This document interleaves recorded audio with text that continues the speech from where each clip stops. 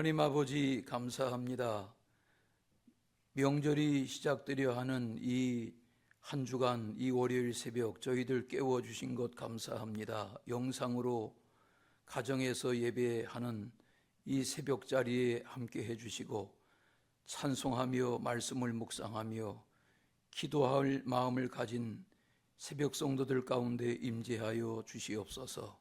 기도할 일 많은 때에 염려와 걱정을 내려놓고 주님 앞에 간구하여 하나님의 선한 뜻을 구하는 범사 되게 하옵소서. 예수 그리스도 이름으로 기도하옵나이다. 아멘.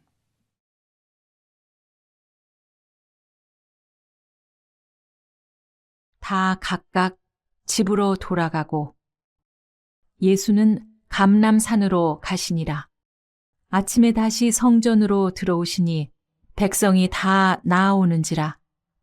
앉으사 그들을 가르치시더니 서기관들과 바리새인들이 음행 중에 잡힌 여자를 끌고 와서 가운데 세우고 예수께 말하되 선생이여, 이 여자가 간음하다가 현장에서 잡혔나이다.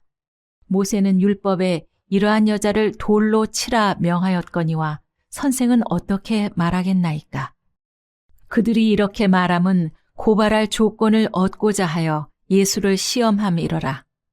예수께서 몸을 굽히사 손가락으로 땅에 쓰시니 그들이 묻기를 맞이 아니하는지라.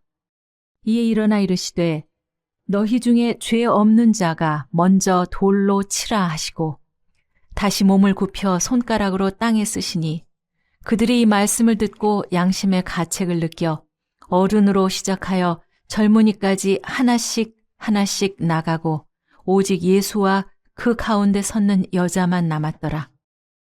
예수께서 일어나사 여자 외에 아무도 없는 것을 보시고 이르시되 여자여, 너를 고발하던 그들이 어디 있느냐? 너를 정죄한 자가 없느냐? 대답하되 주여 없나이다. 예수께서 이르시되 나도 너를 정죄하지 아니하노니 가서 다시는 죄를 범하지 말라 하시니라. 오늘 이 요한복음 7장 말씀은 우리에게 익숙한 요한복음에만 나오는 간음하다 현장에서 붙잡힌 여인에 대하여 반응하는 서기관 바리새인들의 반응에 대해서 예수님이 어떻게 대답하시나 그런 내용들을 접합니다. 오늘 말씀에 보면 왜 저들이 간음의 현장에서 한 여인을 이끌고 나왔는가, 또 그 현장에 있던 상대방 남성에 대한 거론은 없고 이 끌려 나온 여인에 대한 내용들이 오늘 말씀에 소개되는데, 성경 말씀 그대로 보시면 여기 6절에 고발할 조건을 얻고자 했다, 또 예수님을 시험하고자 했다, 그런 내용들을 접합니다. 예수님께 물어보려고, 예수님께 어떤 지혜를 구하려고, 도움을 청하려고 그렇게 나온 것이 아니라 이미 율법에 능통하고 율법적인 삶을 살아오는 모세 율법에 대하여 잘 알고 있던 서기관 바리새인들이 예수님을 어려움에 빠지게 하려고 시비 걸려고 나온 그런 정황인 것을 알 수 있습니다. 그때 예수님께서 즉각 반응하지 않으시고 땅에 엎드려 땅에 글씨를 쓰셨다. 이제 오늘 말씀에는 두 차례 그런 모습이 소개되는데, 성경은 어디에도 예수님이 땅에 무슨 글씨를 쓰셨는지, 무슨 낙서를 하셨는지에 대한 그 글씨의 내용이 소개되지는 않죠. 우리 기독교 서적 중에 땅에 쓰신 글씨라는 책의 제목의 책도 있는 것을 보는데, 예수님이 땅에 엎드려 글씨를 쓰셨다는 것은 달리 생각하면 침묵의 시간을 통해서 예수님이 대답하시려는 대답을 하나님 앞에 지혜롭게 구하신 그런 시간일 수도 있고, 또 저들에게 대하여 급하게 반응하지 아니하시는 예수님의 어떤 영적 권위의 모습일 수도 있겠죠. 자, 오늘 말씀에 보시면 땅에 엎드려 글씨를 쓰시던 예수님이 일어서셔서 서기관 바리새인들을 향하여 이렇게 말씀하세요. 요한복음 7장 7절입니다. 너희 중에 죄 없는 자가 먼저 돌로 치라. 여기 죄에 대한 문제를 언급하세요. 서기관 바리새인들이 마치도 무슨 굉장한 거리를 찾은 것처럼 이 어려움 가운데 있는 간음 현장에서 끌려 나온 이 여인의 문제를 가지고 예수님께 이런저런 시비거리를 가지고 달려들 때 예수님은 죄의 문제를 거론하세요. 여기서 예수님 말씀하시는 죄란 모든 인생들이 다 죄인이죠. 행위의 죄이든 생각의 죄이든 마음의 어떤 도모를 하는 죄이든 죄의 뿌리는 죄죠.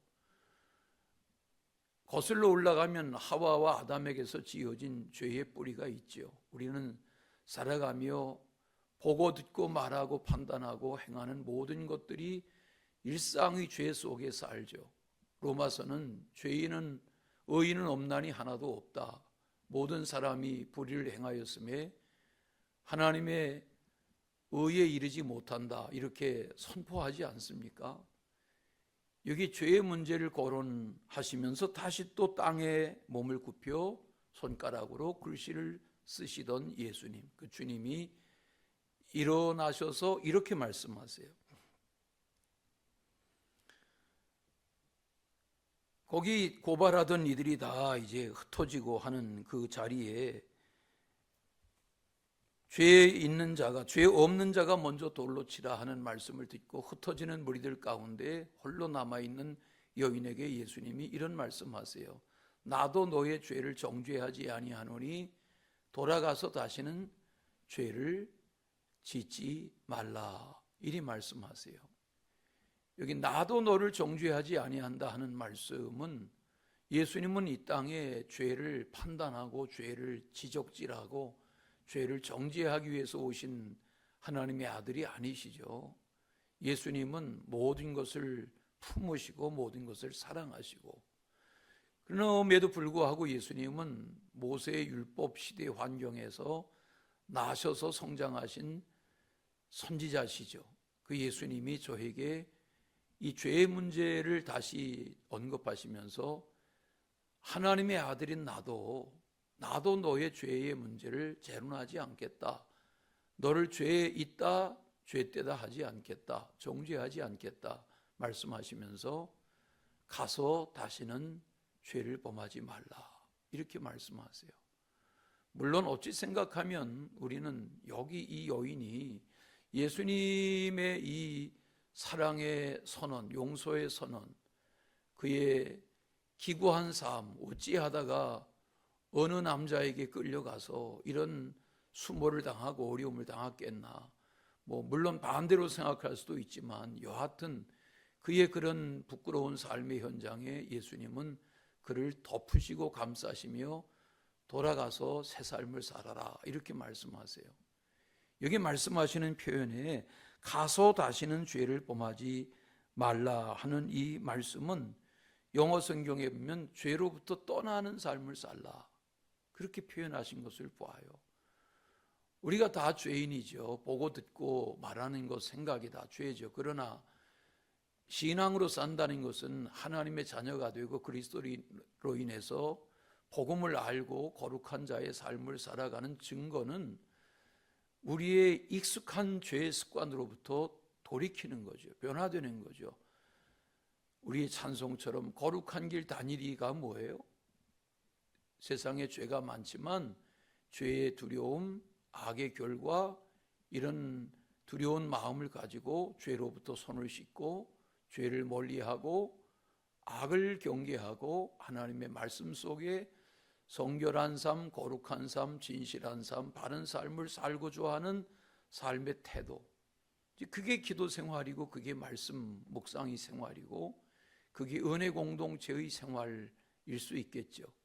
이렇게 시작된 한 주간 하나님의 은혜 가운데 모처럼 만나시는 가족들, 일가 친척들과 더불어서 하나님의 은혜가 함께하는 그런 한 주간 되시기를 바랍니다.